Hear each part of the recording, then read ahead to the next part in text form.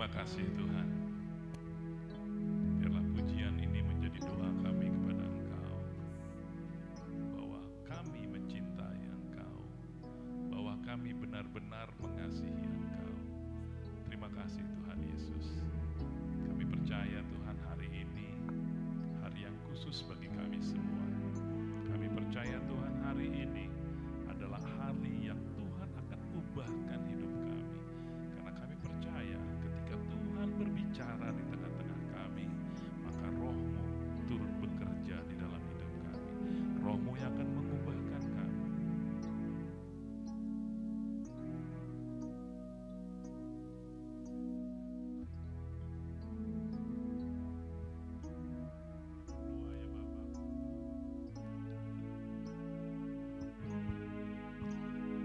Kami berdoa ya Tuhan, biarlah kehidupan kami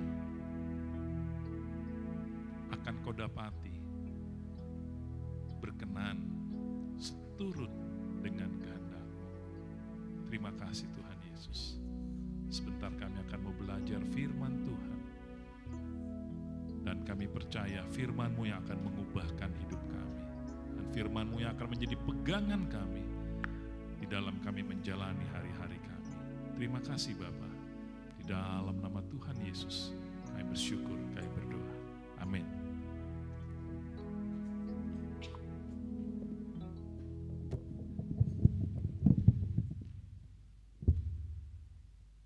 Baik. Shalom semuanya. Siapa yang bersuka cita hari ini? Angkat tangannya. Semua bersuka cita? Puji Tuhan. Baik, saya juga bersuka cita karena hari ini Tuhan izinkan saya untuk boleh dipakai oleh Tuhan untuk menyampaikan pesannya. Ini adalah suatu privilege ya, ini adalah suatu kehormatan bagi saya secara personal, secara pribadi kalau Tuhan masih mau pakai saya, gitu kan. Dan saya berharap semua juga yang tadi bagian di sini itu merupakan suatu privilege, ya, suatu kehormatan ketika Tuhan mau pakai kita di dalam kehidupan kita. Amin? Amin yang melayani? Suatu kehormatan? Ya, suatu kehormatan ya ketika kita mau dipakai oleh Tuhan.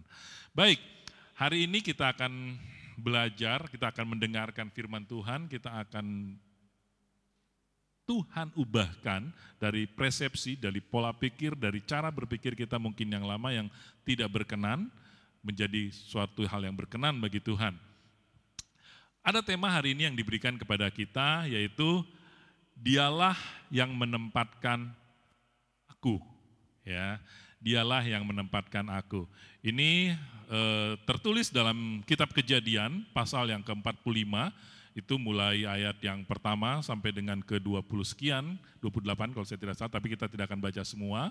Kita akan baca ayat yang pertama sampai ke-20 saja. Siap untuk membaca firman Tuhan? Siap? Kalau siap bagaimana? Berdiri. Baik, puji Tuhan. Ada slide-nya, kita bisa baca berganti-gantian. Kita akan baca berganti-gantian kisah ini.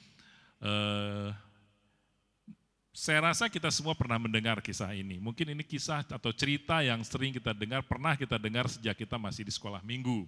Ya, tapi bukan suatu kebetulan ketika Tuhan sampaikan kembali firman Tuhan ini. Ya, pasti ada suatu rancangan, ada satu rencana, ada satu tujuan Tuhan supaya kita kembali mendengarnya. Amin. Yang laki-laki akan membaca ayat yang ganjil bersama-sama dengan saya, lalu diikuti dengan yang wanita ayat yang genap. Ya, kita akan membaca 2, 3, ya. Ketika itu Yusuf tidak dapat menahan hatinya lagi di depan semua orang yang berdiri di dekatnya. Lalu berserulah ia, "Suruhlah keluar semua orang dari sini." Maka tidak ada seorang pun yang tinggal di situ bersama-sama Yusuf ketika ia memperkenalkan dirinya kepada saudara-saudaranya. Yang wanita.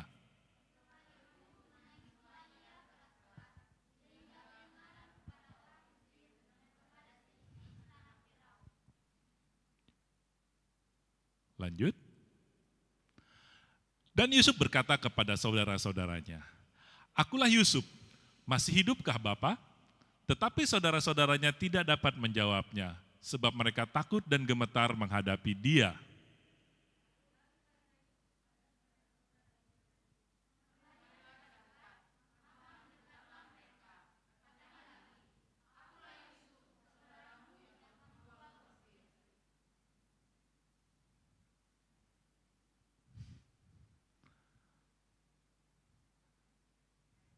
Next. Gimana Bang? Ada kendala di belakang?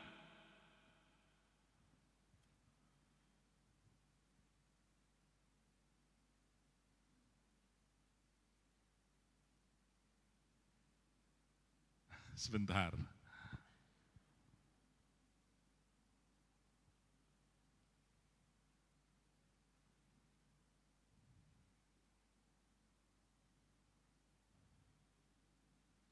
Ada yang membawa handphone atau apa yang bisa dibuka? Ada? Oke. Ya, saya lanjutkan ayat yang ke-5 ya. Baik, yang laki-laki membaca ayat yang ke-5 dan seterusnya wanita yang genap. 2, 3. Tetapi sekarang janganlah bersusah hati dan janganlah menyesah diri karena kamu menjual aku ke sini.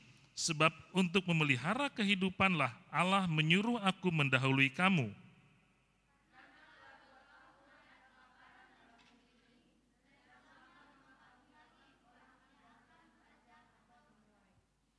Maka Allah telah menyuruh aku mendahului kamu untuk menjamin kelanjutan keturunanmu di bumi ini dan untuk memelihara hidupmu, sehingga sebagian besar daripadamu tertolong.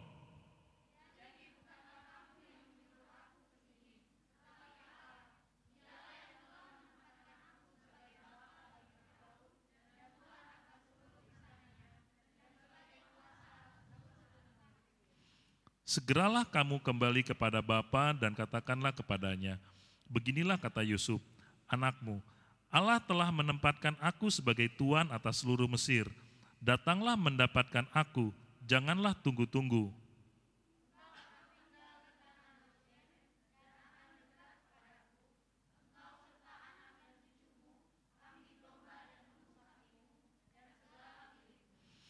Di sanalah aku memelihara engkau, sebab kelaparan ini masih ada 5 tahun lagi, supaya engkau jangan jatuh miskin bersama seisi rumahmu dan semua orang yang ikut serta dengan engkau.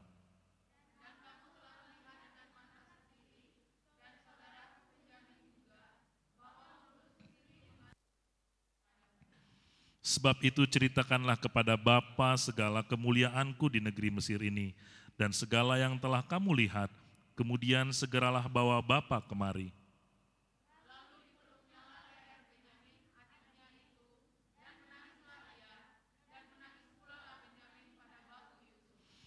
Yusuf mencium semua saudaranya itu dengan mesra dan ia menangis sambil memeluk mereka. Sesudah itu barulah saudara-saudaranya bercakap-cakap dengan dia.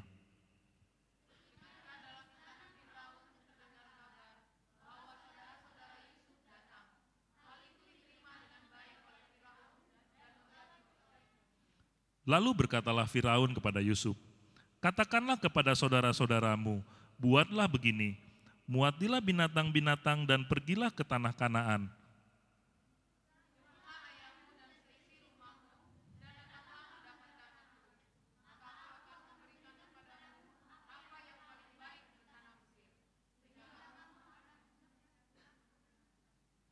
Selanjutnya engkau mendapat perintah mengatakan kepada mereka, buatlah begini, bawalah kereta dari tanah Mesir untuk anak-anakmu dan istri-istrimu, jemputlah ayahmu dari sana dan datanglah kemari.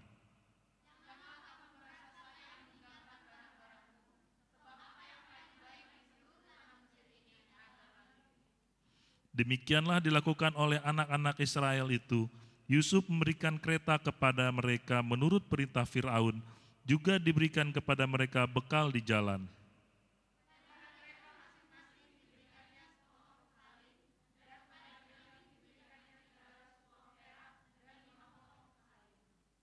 Di samping itu kepada ayahnya dikirimkannya 10 ekor keledai jantan, dimuati dengan apa yang paling baik di Mesir.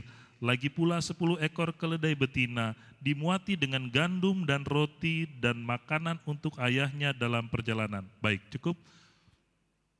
Kita baca sampai ayat ke-23 saja, silakan duduk. Dalam kisah ini, kita pernah mendengar, bahkan kita pernah mengetahui bagaimana cerita tentang Yusuf. Ya, kalau minggu lalu kita belajar tentang Yusuf juga, betul? Minggu lalu ada yang ingat apa temanya? Allah selalu besertaku. Ya, itu cerita tentang Yusuf. Kita tahu Yusuf ini anaknya Yakub. Ya, singkat cerita dia adalah seorang yang hidupnya bukan yang baik-baik saja, betul? Ya, Yusuf hidupnya tidak baik-baik saja. Bagaimana mungkin hidup seorang anak yang dijual oleh saudara kandungnya? Ya, ini oleh saudaranya loh, satu bapak mereka. Kebayang nggak kalau kita tarik cerita ini, kita coba imajinasikan, kita taruh dalam kehidupan kita. Kita punya abang, kita punya saudara, tiba-tiba diri kita dijual oleh mereka. Ya, ini bukan sesuatu yang baik. Betul? Ini bukan sesuatu yang mengenakan dalam hidup kita. Dia dijual. Dijual bukan menjadi sesuatu yang lebih baik daripada dia tempat ayahnya. Dia dijual sebagai apa? Sebagai budak. Ya, dia dijual sebagai budak. Hidupnya mengenaskan. Oke, lanjut lagi ceritanya. Setelah dijual sebagai budak, Yusuf juga mengalami satu hal yang tidak mengenakan. Ketika dalam perantauannya, di dalam pengasingannya, di dalam tempat dia dijual gitu kan, dia difitnah. Ya, next slide Bang, coba. Ya, kita akan mencari tahu bagaimana Yusuf mengetahui kehendak Allah. Karena kita tahu bahwa dia itu bukan orang yang hidupnya baik-baik saja.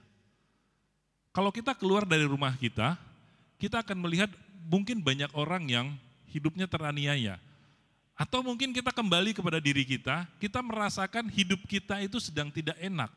Hidup kita itu dalam kesusahan, hidup kita itu ditimpa oleh kesulitan. Dalam kondisi seperti itu, bagaimana kita mengetahui bahwa Allah berkehendak dalam hidup kita? Ini adalah suatu kontradiksi. Tuhan katakan kita adalah orang yang diberkati. Betul? Ada suatu janji bahwa kamu adalah orang-orang yang berkemenangan, masa depanmu indah. Tapi kenyataannya, ujianmu nilainya jelek. Ketika kamu berhubungan dengan dosen ataupun dengan guru, kamu dibenci, kamu tidak disukai oleh mereka. Ditambah lagi teman-temanmu membuli kamu. Apakah ini janji Tuhan? Ya. Tapi bagaimana Yusuf mengetahui bahwa dalam kehidupannya yang tidak enak itu, Allah mempunyai kehendak.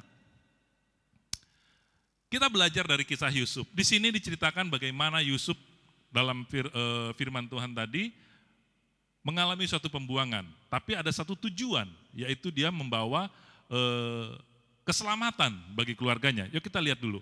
Pengalaman dan peristiwa dalam hidupnya, inilah yang mengkonfirmasi Yusuf atas keterlibatan Allah dalam hidupnya. Ini ada beberapa item saya tarik dari cerita Yusuf. Yang Yusuf ambil, yang Yusuf pelajari, sehingga dia mengetahui bahwa dalam ketidaknyamanan hidupnya, Allah turut serta. Ya, yang pertama, Yusuf mempunyai mimpi. Ya, dalam cerita sebelumnya kita pernah baca ataupun kita tahu, ataupun nanti kita bisa baca kembali di rumah. Yusuf pernah bermimpi. Mimpinya inilah yang membawa dia dijual. Ya, kalau kita pernah tahu ceritanya apa mimpinya? Mimpi Yusuf bahwa 12 itu menyembah dia, tunduk kepada dia. Dan saudaranya melihat bahwa kurang ajar anak ini. Yusuf itu anak dua terakhir. Ya, Yusuf itu anak dua terakhir gitu loh. Jadi adiknya Benyamin, abang-abangnya banyak. Ya, itulah yang menjadi suku Israel kan. Nah, anak dua terakhir bilang bahwa abang-abangnya itu akan menyembah dia, akan tunduk kepada dia. Apa enggak benci? Itulah muncul awal mula kebencian dari saudaranya kepada Yusuf. Bagaimana coba kalau kita tarik lagi cerita ini kepada diri kita? Kita berkata kepada saudara kita, ya ilustrasi ya, imajinasi kita, bahwa abang-abang kita atau keluarga kita itu akan menyembah kita, akan menginikan kita. Mungkin mereka pun, kisah Yusuf ini pun mungkin akan ada, mungkin nggak sampai dijual, tapi kurang ajar kali, kau dari mana mimpimu itu? Kau makanya kalau mau tidur tuh berdoa dulu gitu kan. Kadang ada yang bilang kayak gitu supaya mimpinya jangan aneh-aneh. Tapi dalam cerita ini apa? Yusuf memiliki mimpi dan dia tahu bahwa mimpinya itu berasal dari Tuhan.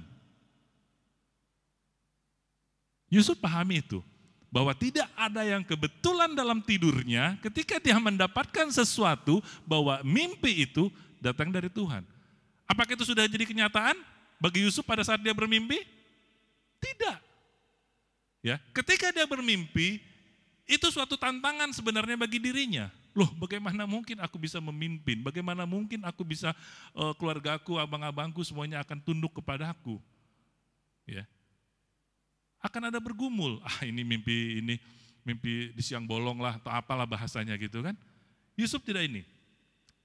Tapi dalam hal ini Yusuf mengambil suatu keyakinan bahwa mimpi itu berasal dari Tuhan.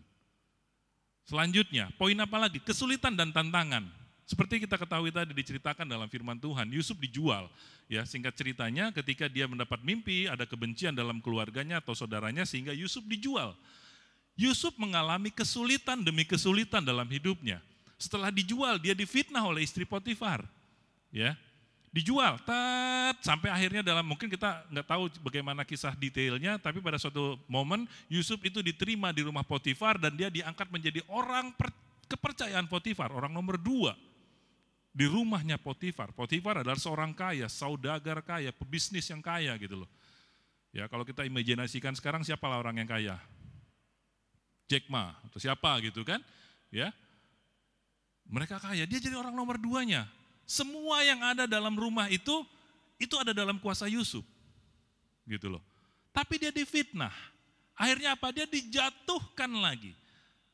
Nikmat? Pasti tidak nikmat. Pasti sangat tidak nikmat. Dari suatu kondisi yang nyaman, ya, jatuh lagi ke penjara. Dari suatu kamar yang ber-AC, full fasilitas gitu kan, dengan suatu kenyamanan, tiba-tiba dimasukkan ke penjara.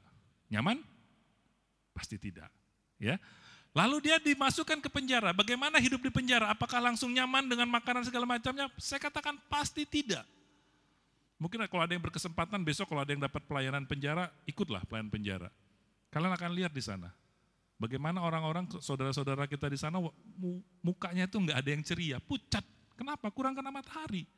Di penjara itu nggak nyaman. Dalam cerita ini dikatakan apa? Yusuf kembali mengalami kepahitan dalam hidupnya.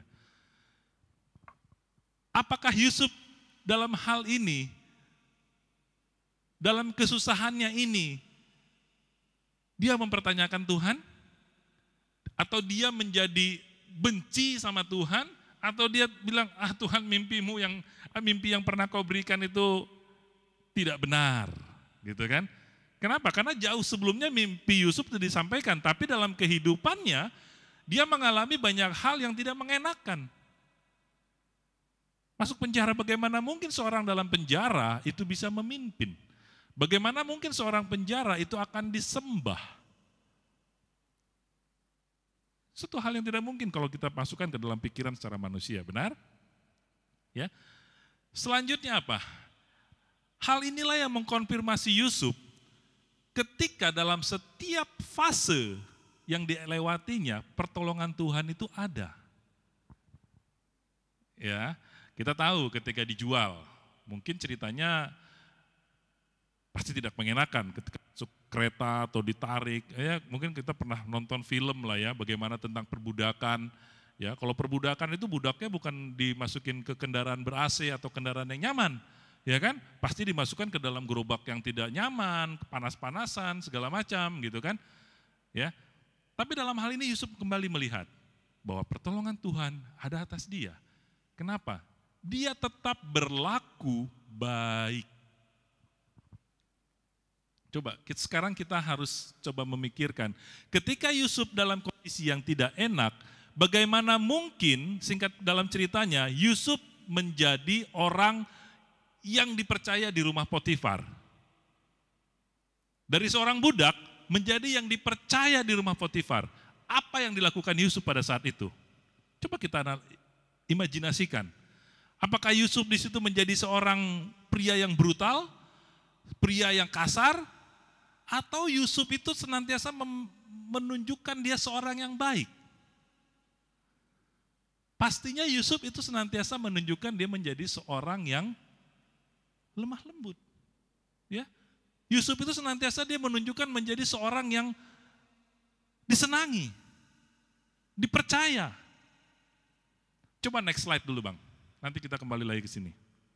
Ini, Yusuf di dalam perjalanan kehidupannya, di dalam hubungannya dengan Tuhan, dia memiliki karakter. Dan karakter inilah yang terus membawa dia disenangi dan dia dipakai oleh Tuhan. Ya. Pertama, sabar. Coba. Bagaimana mungkin seorang manusia bisa sabar ketika dia dijual sama keluarganya? Bagaimana cara pandang dia kepada keluarganya? Bagaimana cara lihat itonya, mungkin di sini tidak diceritakan yang perempuan, yang laki-laki lah, abangnya. Apakah bisa orang yang moderat kita katakan cara berpikir rata-rata bisa sabar menghadapi itu? Mungkin tidak. Ya kan? Iman yang teguh. Bagaimana mungkin Yusuf ketika dia sudah nyaman di rumah bapaknya, dia mengalami hal itu. Ketika dia sudah nyaman di rumah Potifar, dia difitnah. Ketika dia punya hubungan yang baik dengan Tuhan, maka iman yang teguh daripada Yusuf, itulah yang menyelamatkan dia. Ya, ketika mungkin kemarin minggu lalu Ibu Dewi cerita bagaimana istri Potifar menggoda Yusuf, ya kan? Ketika Yusuf tidak beriman yang teguh, mungkin ceritanya akan lain. Betul? Ketika Yusuf bukan memiliki pribadi yang iman teguh kepada Tuhan, ceritanya tidak seperti ini. Ya. Ini yang meminta tuh istri Potifar loh. Bukan dia yang mengejar-ngejar istri Potifar, tapi istri Potifar yang meminta dia. Ya ceritanya minggu lalu begitu kan, kalau kita masih ingat. Tapi apa yang dikatakannya? Sampai dia difitnah, sampai dia akhirnya dipanggil, diusir sama Potifar, dimasukkan ke penjara. Yusuf tetap percaya kepada Tuhan. Ya. Sampai di situ diceritakan kemarin bahwa ketika di penjara pun Yusuf menjadi orang yang disenangi. Kepala penjara menyerahkan seluruh tanggung jawab aktivitas pekerjaan yang di situ itu kepada Yusuf. Sampai dia tidak mencampuri lagi. Ya kan? Begitu ceritanya kemarin kan? Kepala penjara tidak mencampuri lagi. Coba kita bayangkan, seorang kepala penjara itu punya tanggung jawab yang besar enggak? Sangat. Kenapa? Satu orang aja kabur, bisa putus kepala dia. Ya kan? Tapi ini dipercayakan kepada Yusuf. Yang dalam artian apa? Dia di orang penjara juga. Dia bukan orang dari luar yang diutus sama pengadilan tinggi untuk menjaga. Bukan. Yusuf ini narapidana. Gitu loh.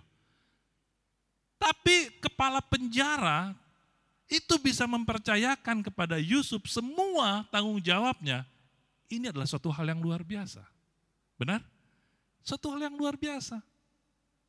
Bagaimana mungkin seorang kepala penjara bisa mempercayakan tanggung jawab yang begitu besar kepada Yusuf? Pasti ada yang didapati hal positif dari Yusuf. Ya kan? Yang tadi Yusuf bisa dipercaya, dia jujur.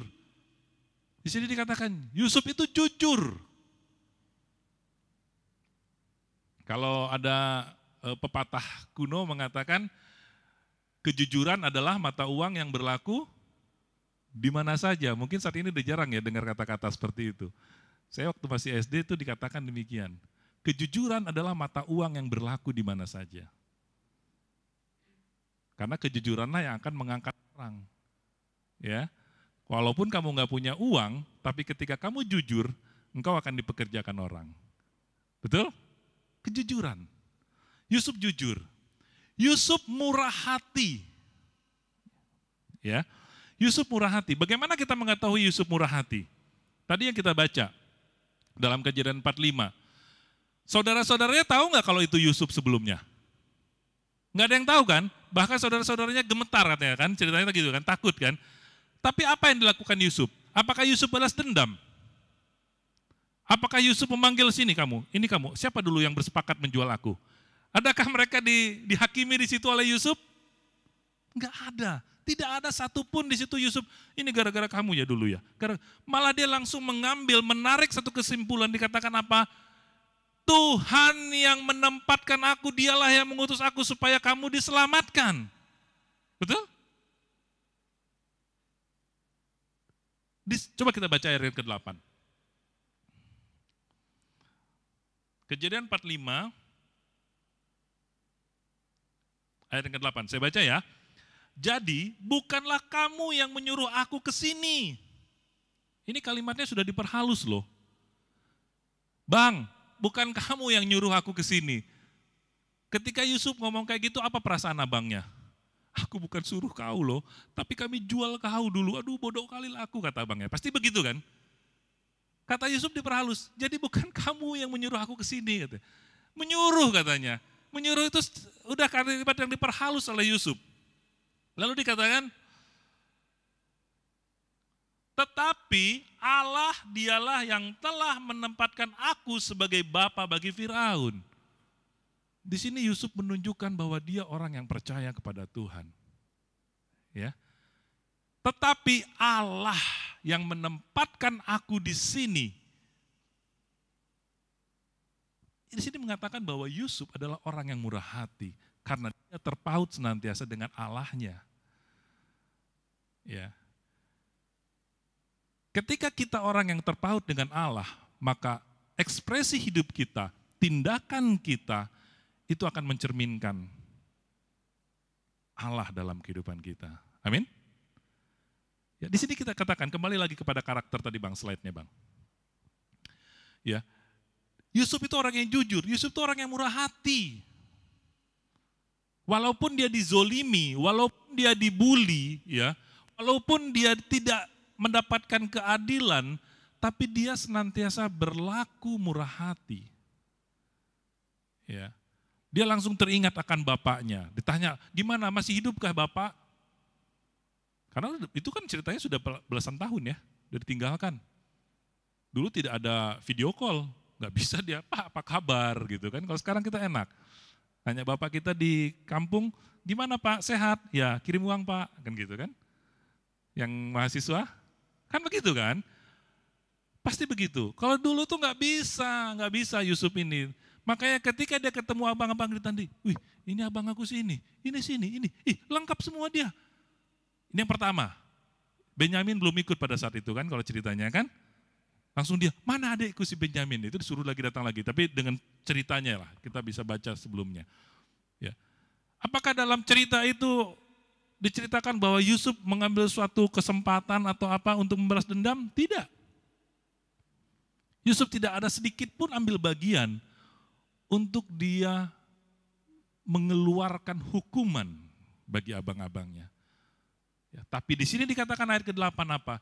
Dialah, maksudnya Allah lah yang telah menempatkan aku. Dengan begitu segala macam liku-liku, duri-duri dalam kehidupannya, Yusuf bisa berkata bahwa ini Allah lah yang menempatkan aku. Ya. Jadi dalam hal ini, Yusuf adalah orang yang sabarnya benar-benar teruji. Ya, ketika dia mendapat mimpi, sampai itu menjadi kenyataan, Yusuf adalah setia menjalani. Ya kan? Kita lihat, sampai di pertama sebelum dia dijual, sebelum dia diusir, sebelum dia ini sama abangnya, dia dapat mimpi. Sampai akhirnya dia duduk di Mesir, ya kan? Mimpi itu digenapi, dia menjadi pemimpin, dan ketika dia melihat abang-abangnya di situ kan kita tadi udah baca ya, Bahwa aku di sini tuh untuk menyelamatkan kamu dan sisi rumahmu, bahkan anak-anakmu dan istri-istrimu katanya. Iya kan? Dia tetap melihat bahwa rencana Tuhan dalam hidupnya itu nyata. Ya. Sekarang kita tarik dalam kehidupan kita. Adakah kita dalam posisi kita masing-masing saat ini, kita menyadari bahwa Tuhan yang menempatkan kita dalam posisi tersebut? Ini menjadi refleksi bagi kita. Ya, siapapun kita saat ini, mungkin kita sebagai mahasiswa, mungkin kita sebagai anak sekolah, atau mungkin sekarang mahasiswa kita di jurusan A, sebenarnya kita bilang, aduh kenapa aku di jurusan A ya, sebenarnya kayaknya di jurusan sana lebih enak, aku lebih bisa, aku lebih begini, gitu kan. Atau mungkin adik-adik yang sekarang sekolah, aduh kenapa aku di kelas yang ini ya, kemarin kenapa aku nggak di kelas yang sana, padahal kawan-kawanku yang kompak di sana, di sini aku habis dibully terus. Ya. Atau mungkin kita yang sudah selesai bekerja, aduh kenapa kok aku ada di Pekanbaru ya Bang David, kenapa kok aku nggak di Medan gitu kan. Siapalah ini, kenapalah ini, ya kan. Tapi apakah kita seperti Yusuf? Kita bisa berkata, bukan perusahaan yang menyuruh aku ke sini, bukan wali kelasku yang sebelumnya yang menempatkan aku ke sini, bukan karena hasil ujian yang memasukkan aku ke jurusan ini, tapi Allah lah yang menempatkan aku di sini. Amin. Allah lah yang menempatkan aku ada di posisiku saat ini. Ketika kita bisa mengatakan hal itu kepada alam semesta, ya kenapa? Karena di alam semesta ini, di udara ini ada apa? Ada penghulu-penghulu yang menginikan kita. Itulah kan kau kan, coba kau dulu gak masuk ini. Enggak kayak gini kau, coba kau dulu masuk teknik sipil. Enggak ada gitu, pasti jago kali kau. Cobalah kamu masuk kelas kelas B atau 11C gitu kan. Pasti kamu senang di sana. Kawan-kawanmu ceria-ceria semua ketawa-ketawa kan. Ini di udara nih berkata demikian. Inilah cobalah kamu dulu kenapa ke sini. Mungkin kamu nggak ada di Pekanbaru. Cobalah kamu dulu ngambil ini. Kamu mungkin ada di Jakarta. Kamu banyak hal di udara. Tapi bisakah kita mengatakan kepada dia, bukan akulah yang menempatkan itu, bukan mamaku lah yang menyuruh aku, bukan saudaraku lah yang ini, tapi Allah lah yang menempatkan aku ada di sini. Amin. Allah lah yang menempatkan aku ada di sini. Lanjut Bang. Oke, satu lagi, cerdas. Ini ada karakter Yusuf. Ketika orang yang berhubungan dengan Allah, ya, dia akan menjadi orang yang cerdas. Kita tahu Yusuf kenapa dikatakan cerdas? Dia bisa menata semua sistem perekonomian Mesir supaya Mesir tidak jatuh ke dalam kelaparan. Yusuf mendapatkan mimpi, ya kan, kepada Firaun dikatakan bahwa Mesir akan kelaparan, akan ada bencana kelaparan. Apa yang dilakukan Firaun? Jadi harus apa yang kulakukan katanya kan? Yusuf memberikan satu analisa yang bagus sebagai seorang pebisnis dia. Oke, kita buat gini, kita buat pertanian, kita bikin ini, kita bikin begini, kita bikin ternak segala macam. Kita kumpulkan. Dia cerdas. Kalau kita ingin cerdas, kita harus dekat dengan Tuhan. Amin. Slide Bang. Yusuf sangat yakin bahwa kehidupannya benar-benar dalam tuntunan Allah. Sehingga apapun dan dimanapun dia, itu merupakan atas kehendak Allah. Ya. Jadi apapun sekarang kondisi kita, dimanapun kita sekarang ditempatkan Tuhan, kita harus mengetahui bahwa Allah lah yang telah menempatkan kita. Sistem seleksi seperti apapun yang pernah kita lewati sebelumnya, informasi atau apapun yang pernah kita dapatkan sebelumnya, dan itu yang seakan-akan atau sekonyong-konyong tanda kutip membawa kita ke dalam posisi kita saat ini. Kita boleh katakan bahwa Allah lah yang menempatkan aku di sini. Ya, kalau engkau diintimidasi oleh si jahat, katakan yang lalu telah berlalu. Kalau engkau saat ini mau datang kepada Yesus, kau angkat tanganmu kepada Tuhan, kau katakan, Tuhan sertai aku. Karena tidak ada yang kebetulan dalam hidupku ketika aku ada di sini. Itu atas kehendak Tuhan. Amin. Mari kita harus terhubung dengan Tuhan. Sehingga kita mengetahui bahwa dialah yang menuntun langkah kita. Karena ketika kita tidak terhubung dengan Tuhan, akan banyak penyesalan, akan banyak kekecewaan, akan banyak argumen kita yang kita senantiasa lontarkan kepada siapapun. Bahwa kita senantiasa tidak suka dengan apa yang kita rasakan. Tapi sebenarnya ketika kita mengangkat tangan kita terhubung dengan Tuhan, maka kita akan mengetahui sebenarnya rancangannya tengah bekerja dalam hidup kita. Ada amin? Rancangan Tuhan tengah bekerja bagi kita. Yuk, singernya naik ke atas. Saya ingin kita nyanyikan ada satu pujian, Grace bisa lead lagu ini, terhubung. Coba ini cari teksnya dulu. Ku terhubung denganmu. Tahu ya lagunya ya? Ini anak-anak kekinian pasti tahu dong. Biarlah lagu ini kita nyanyikan, ini menjadi doa kita kepada Tuhan. Karena apa? Karena hubungan itulah yang akan mengokohkan kita sehingga kita mampu mengatakan Allah lah yang menempatkan aku di sini.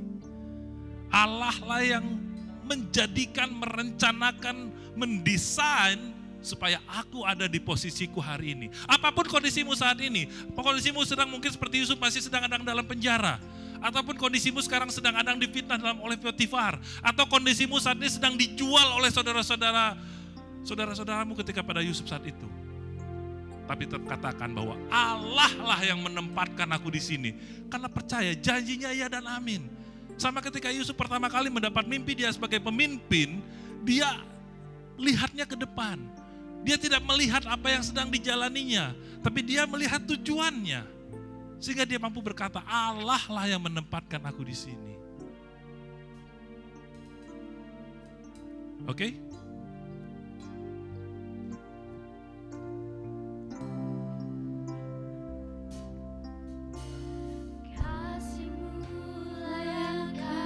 Seluruh hidupku, mampukan ku melakukan yang kau inginkan.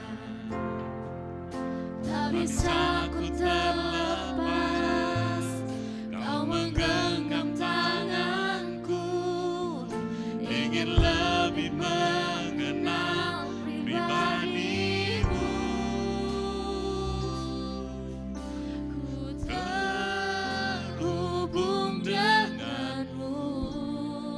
Mari kita semua nyanyikan dalam pujian ini. Biarlah ini menjadi doa kita kepada Tuhan. Ini kerinduan kita kepada Tuhan. Ketika kita kata kita mau melekat kepada Tuhan. Ketika kita katakan firman-Mu itulah dasar hidupku. Biarlah itu menjadi seruan kita. Biarlah itu menjadi pegangan kita. Ya Tuhan. Amin. Amin.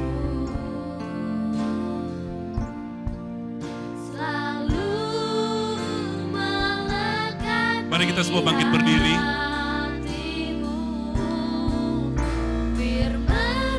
Jadikanlah doa kita kepada Tuhan di siang hari ini.